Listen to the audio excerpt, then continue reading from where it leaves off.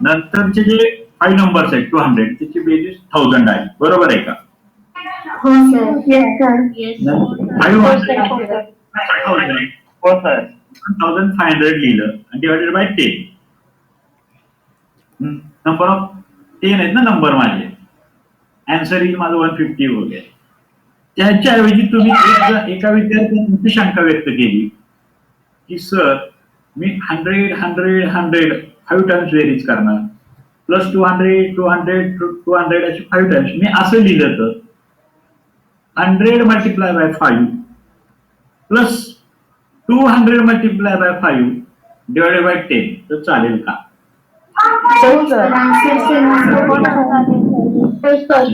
कारण ते परत समजा एखाद्या गिव्हन एक्झाम्पल मध्ये 100 plus 100 plus 100 plus 100 plus 100 5 times 100 plus 200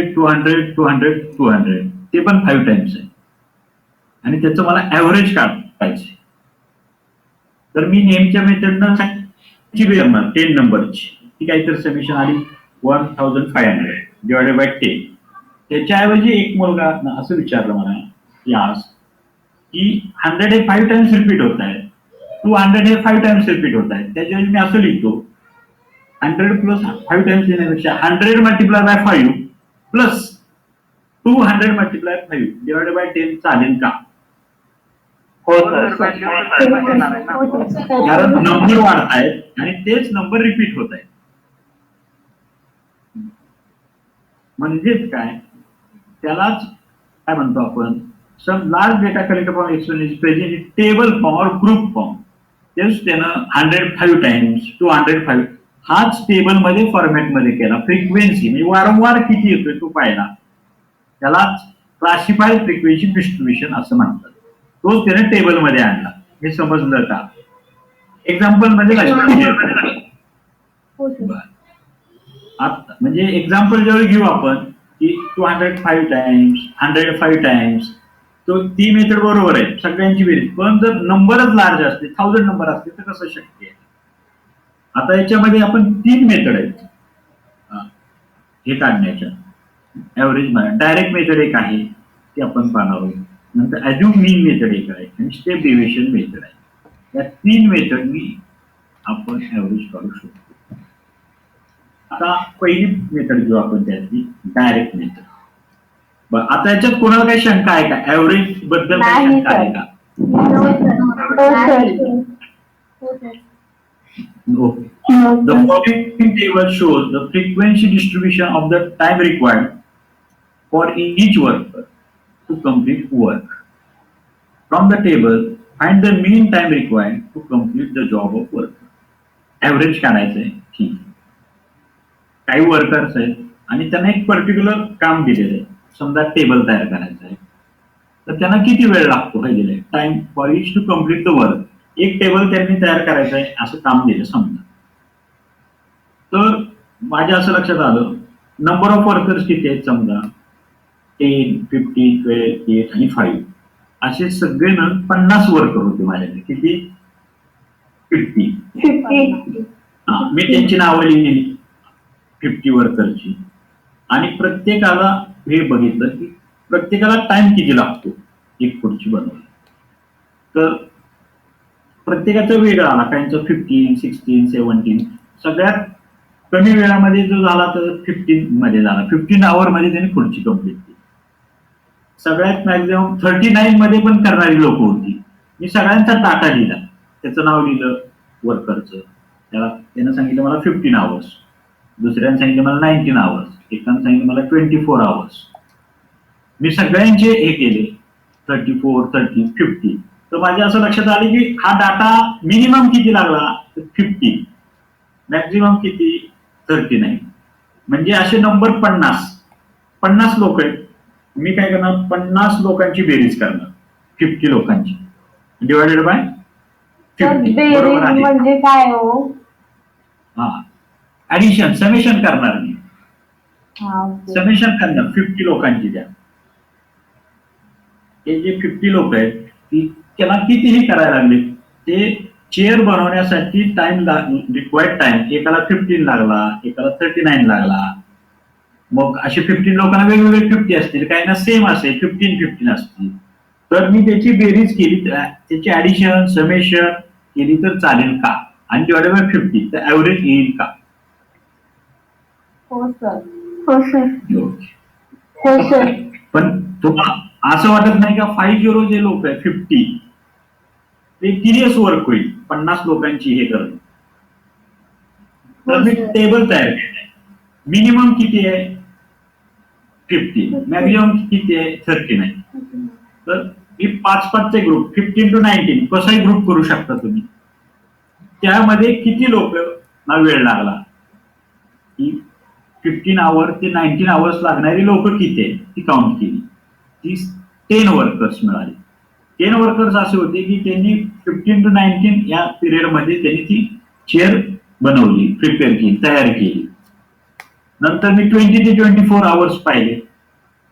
ते बघितलं लेबर 50 पैकी किती लोकांनी याच्यामध्ये केलं तर 50. 25 to 29 आवर्स लागणारे किती लोकांना आहेत तर 12. 30 to 34 8. 35 to 39 5. हे तुम्हाला समजलं का? हो सर. तर हे असं कशासाठी करायचं? हा टेबल का करायचा त्यांनी? हा टेबल का केला? मीन टाइम शोधायसाठी पडावा म्हणून. हा सोपं बरं. नाहीतर मग सगळ्यांची बेरीज केली असती डिवाइडेड बाय 50. परंतु का हे करण्यासाठी टीडीएस वर्क आहे तर इझियर करण्यासाठी त्यांनी ग्रुप केलं. ग्रुपमध्ये केला त्यालाच आपण म्हणायचं मी क्लासिक फ्रिक्वेन्सी डिस्ट्रीब्युशन केलं. फ्रिक्वेन्सी 10 लोक आहेत त्यांचा 15. आता त्यासाठी आता सोल्युशन हे त्यांनी दिलेलं असणार आहे आपल्याला टेबल तयार करून. फक्त तुम्हाला समजण्यासाठी की हा काय टेबल आहे. 10 लोकांना एवढा तास लागलेला. आता याचा अर्थ असा आहे का की 10 लोकांना 15 किंवा 19 यामधलं काही असू शकतो. 10 लोकांना काही ना 16 काही ना 17 माहित नाही आपल्याला.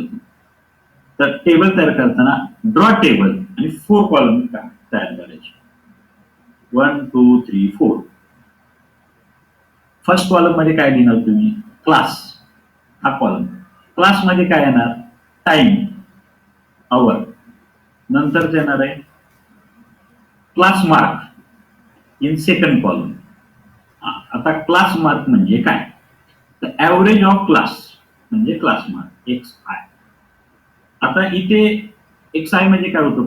फर्स्ट एक्झाम्पल म्हणजे डायरेक्ट तुम्हाला फिगर मिळायची 15 24 10 13 11. इथं मात्र ती फिगर आहे का सांगा. इथे काय पकडू? नाही सर. 15 पकडू का 19 पकडू? तर मग मधलं पकडायचं. ऍव्हरेज काढायला लागेल. ऍव्हरेज काढावं लागेल. ओके. ऍव्हरेज दॅट तो जो कॉलम आहे average that column is non as class mark. Number काय म्हणतात? हॅलो. हा क्लास मार्कचा कॉलम आहे. ठीक आहे. नंतर फ्रिक्वेन्सीचा एक third column. Write the frequency column 3. Frequency म्हणजे काय? वारंवारता. Number of workers. हे किती जणांचा ग्रुप आहे ते काम करण्यासाठी? 15 to 19 किती आहे? 10 लोक.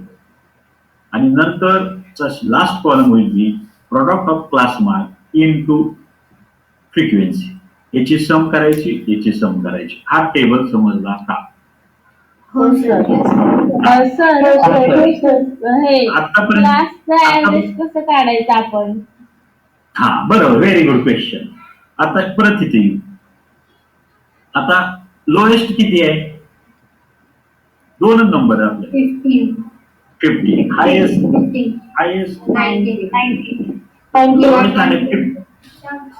15 plus 19 divided by 2. Very simple. पण तो किती येईल average? 34/2 Therefore 15 plus 19 equal to 34 divided by 2 equal to 70. Very good question. आता फ्रिक्वेन्सी हो. जर समजलं नसेल तर विचारा. काही त्याच्यात हे करू. फ्रिक्वेन्सी किती आहे? 10. हे टेबल मध्ये माहिती आहे. आणि ह्या दोघांचा प्रोडक्ट जो तो क्लास नंतर याची समेशन करायची, याची समेशन करायची. तर सुरुवातीला आपण आता क्लास मध्ये म्हणजे हे घेणार आहे टाइम आवर 20 to 24. त्याचा क्लास मार्क काय येईल? 22. आता हे कोणाला समजलं नाही त्यांनी सांगा मला. समजलं सर. हा, ठीक आहे, तुम्हाला समजलं. अजून कोणाला काही शंका आहे का? हॅलो. No sir. ही डायरेक्ट मेथड आहे, ही डायरेक्ट मेथड आहे.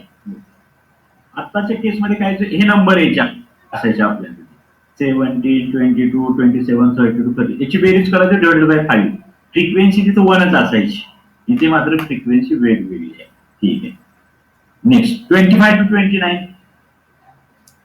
27. नाही. 30 to 34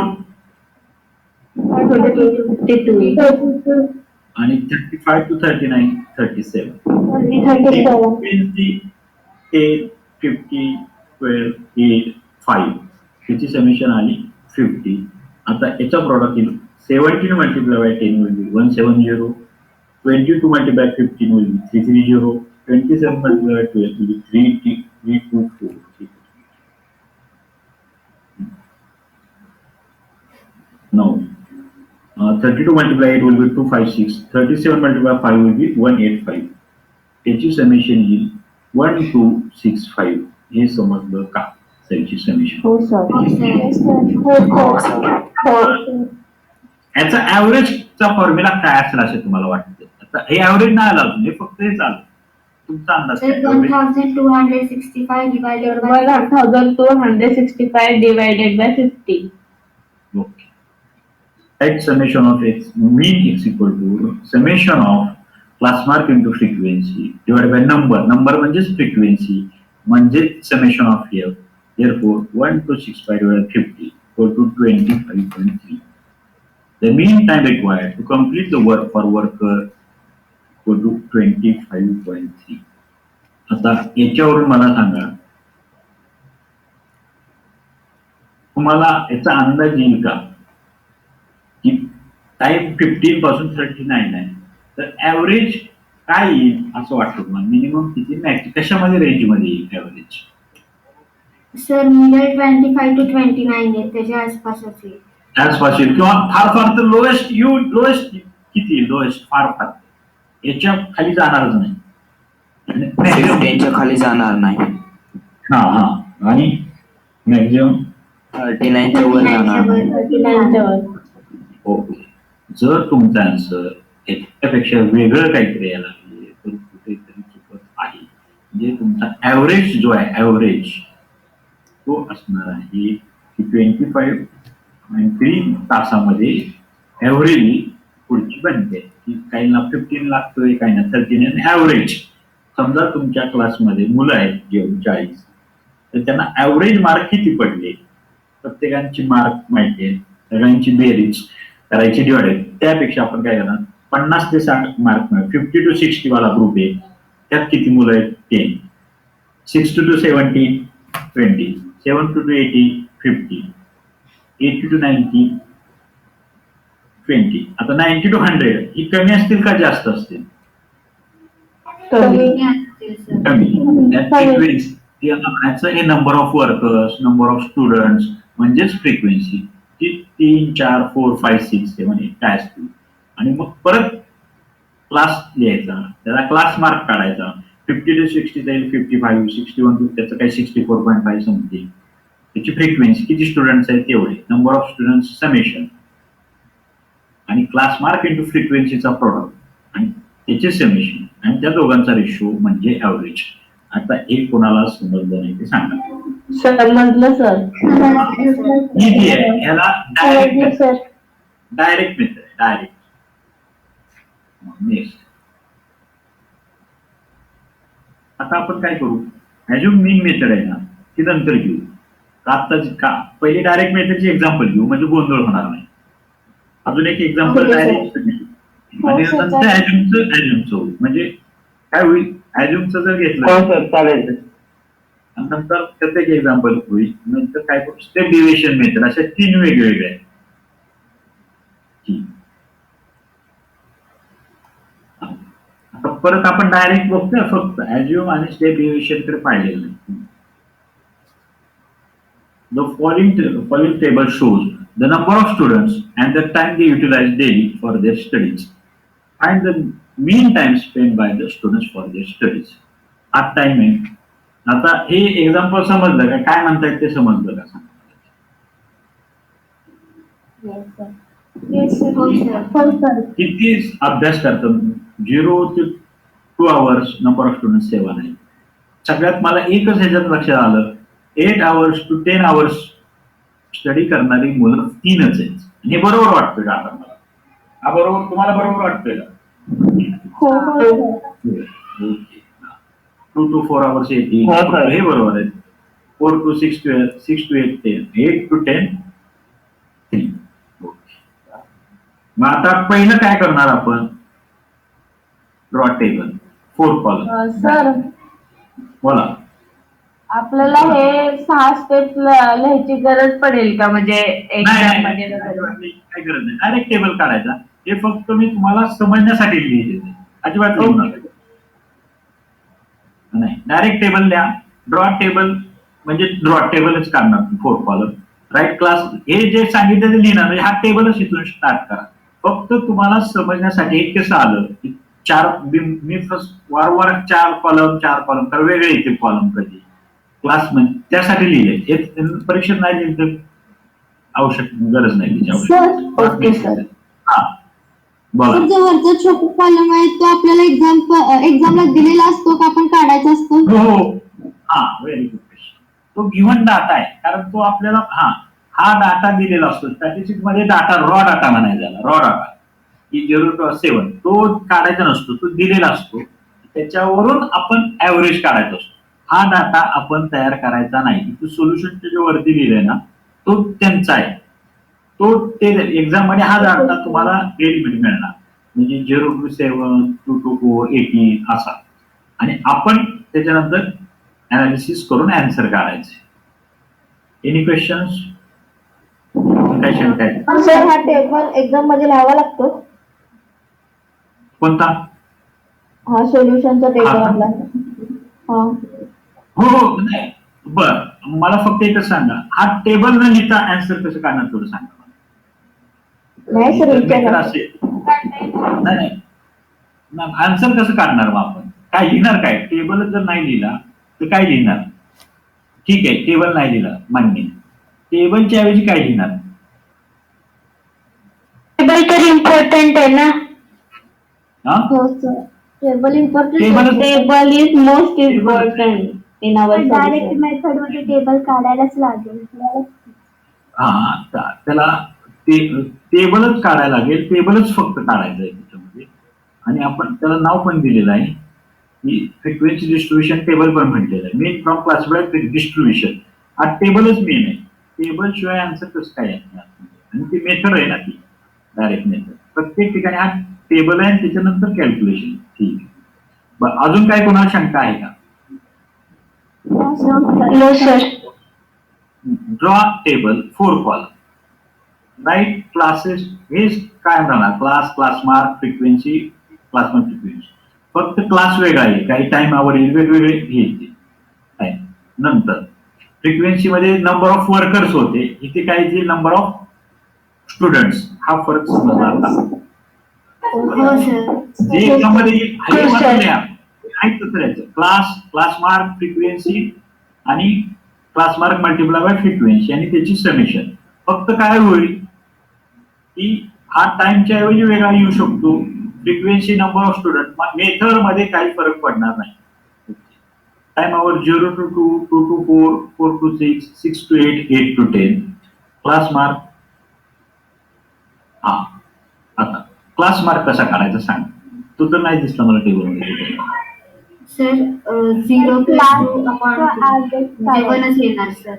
ऍव्हरेज काढायचं.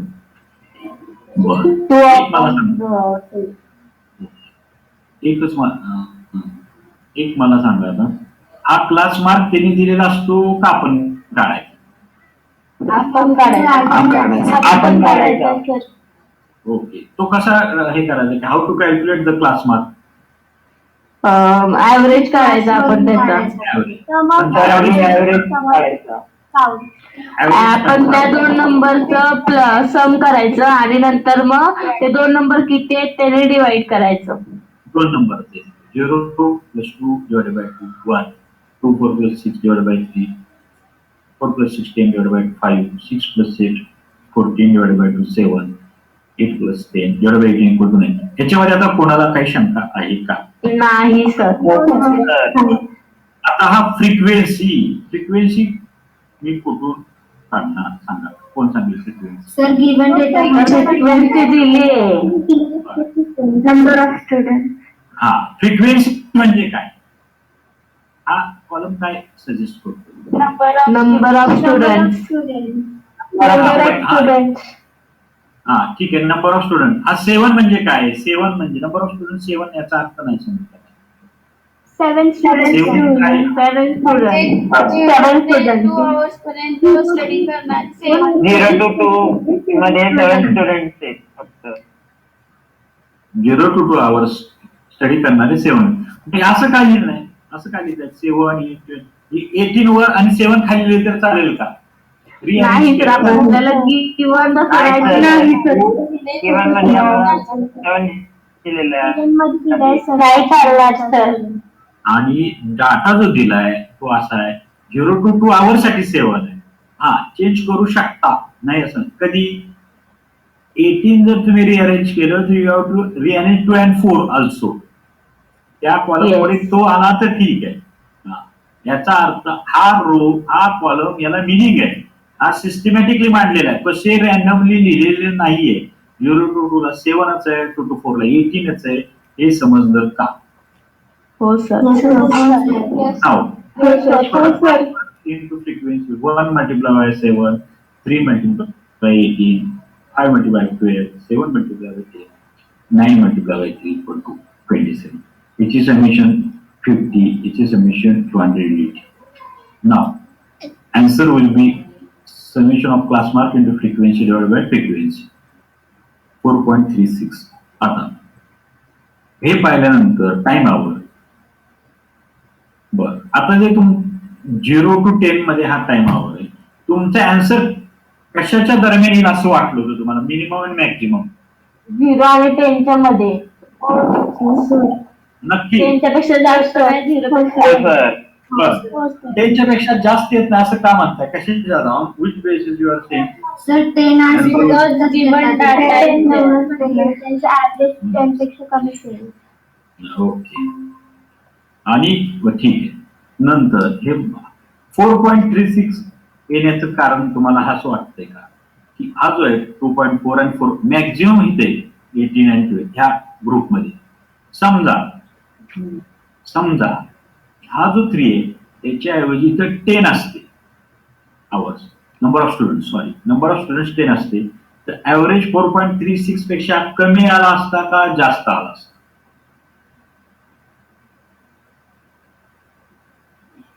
सकाळी जास्त आला असेल. परत विचारतो, थांबा एक सर रिपीट करा क्वेश्चन. हो रिपीट करतो, एकच मिनिट थांबा. आता हे स्टुडंट्स आहेत ना, 0 to 7 आहेत बरोबर. यातील 4 मुलांनी आउट ऑफ 7 3 स्टुडंट 0 to 2 अभ्यास करतायत आणि 4 स्टुडंट इथं अभ्यास करतायत. समजा 8 to 10 मध्ये 7, 0 to 2 मध्ये 3. तर ऍव्हरेज आता जे आन्सर आलंय 4.36 कमी आलं असतं का जास्त आलं असतं त्यापेक्षा? सर तेवढंच असतं.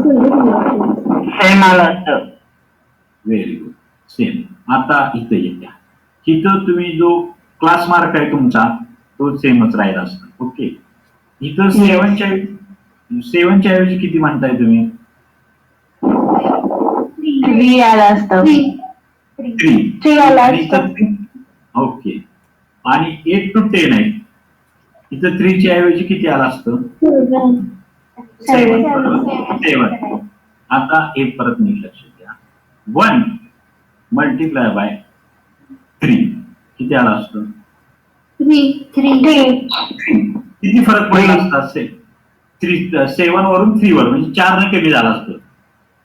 रिडक्शन बाय 4 होऊन नाव कमी 9 मल्टिप्लाय बाय here 7. 9 7 are 63. 27. 16. आता नंबर स्टुडंट चेंज आहे का तुमचे? हॅलो, हो सर. हो sir. Number of student same आहे, म्हणजे डिवायडेड बायचा प्रश्न नाही. आता याची समेशन इथं 7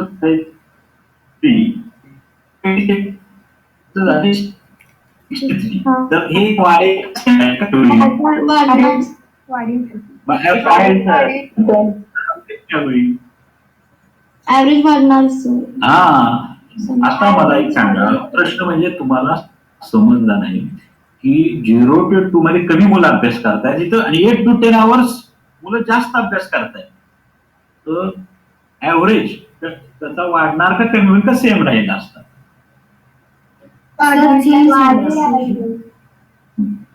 ऍव्हरेज वाढला असता. हे लक्षात आलं का? हा जो ग्रुप आहे 8 to 10 मल्टिप्लाय करता इथं क्लास मार्क 9 आहे, इथं क्लास मार्क 1 आहे, इथं रिडक्शन तेवढं झालं, परंतु हा इफेक्ट करतो जास्त. कोणता? Class mark multiply by 3. Student तेवढे राहिले, इथे 3 झाले, इथं 7 झाले, 50 राहिले टोटल. मात्र 7 मल्टिप्लाय बाय 1 आणि 3 मल्टिप्लाय बाय 9 त्याच्याऐवजी 1 मल्टिप्लाय बाय 3 आणि 9 मल्टिप्लाय बाय 7 फरक पडतो. हे लक्षात आलं का? आणि इन जनरली तुम्ही जर पाहिलं की नंबर वाढलेले तास करणारी मुलं 8 to 10 आवर्स मध्ये ते जास्त झाले, तर ऍव्हरेज पण वाढेल. आता याच्यात कोणाला काही शंका आहे का? सेकंड एक्झाम्पल मीन मेथडच आहे का परत? ठीक आहे, याच्यापासून एखादं डायरेक्ट बघतो मी.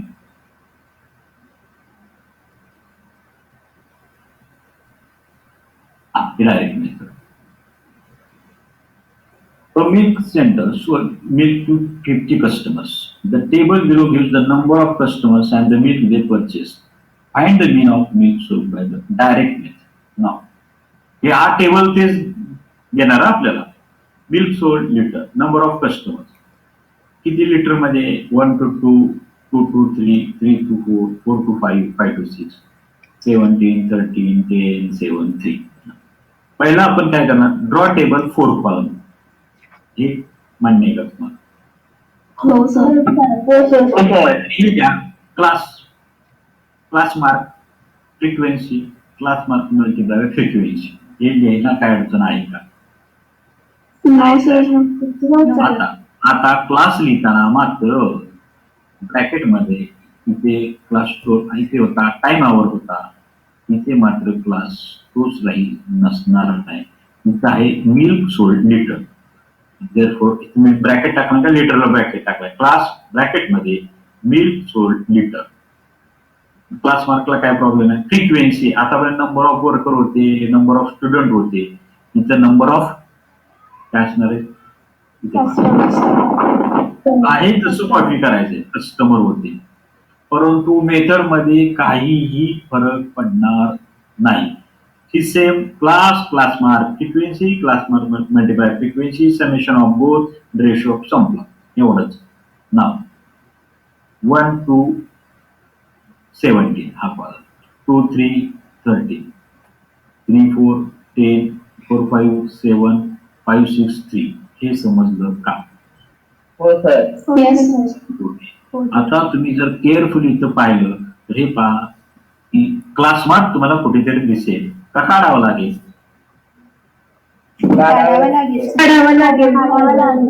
दिलेला त्यांनी टेबल मध्ये दिलाय का? टेबल वरून आपण काढायचं आहे. टेबल वरून काढायचं आहे. आणि क्लास आणि फ्रिक्वेन्सी मात्र कसे मग करत हे केले तुम्ही कॅल्क्युलेट केले? एक क्लासचा कॉलम आणि फ्रिक्वेन्सी कसं कॅल्क्युलेट? इक्वेशन मध्ये दिले सर.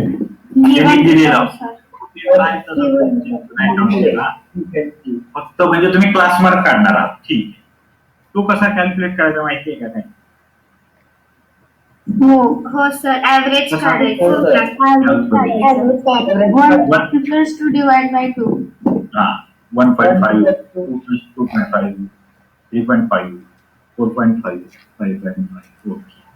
फ्रिक्वेन्सी तुम्ही लिहिलेलीच ऑलरेडी. नाव मल्टिप्लिकेशन 1.5 मल्टिप्लाय 17 म्हणजे काहीतरी 2.5 13 32 3.5 35 4.5 7 31 5.5 16 ओके. त्याची समेशन केली. त्याची आली 141 आली 50 141 अपॉन 50 2.82 लिटर. आता एक मला एकच सांगा, हे पाहिल्यानंतर तुमचा आन्सर कशाच्या इन बिटवीन यायला पाहिजे? मिनिमम मॅक्झिमम व्हॅल्यू सांगू शकता का? 1 to 6 1 to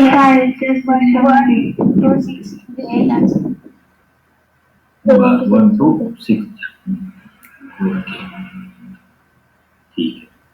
आता परत मी एक क्वेश्चन विचारतो. इथं 17च्या ऐवजी नंबर ऑफ कस्टमर 10 झाले, 7 कमी झाले, किती वाढले?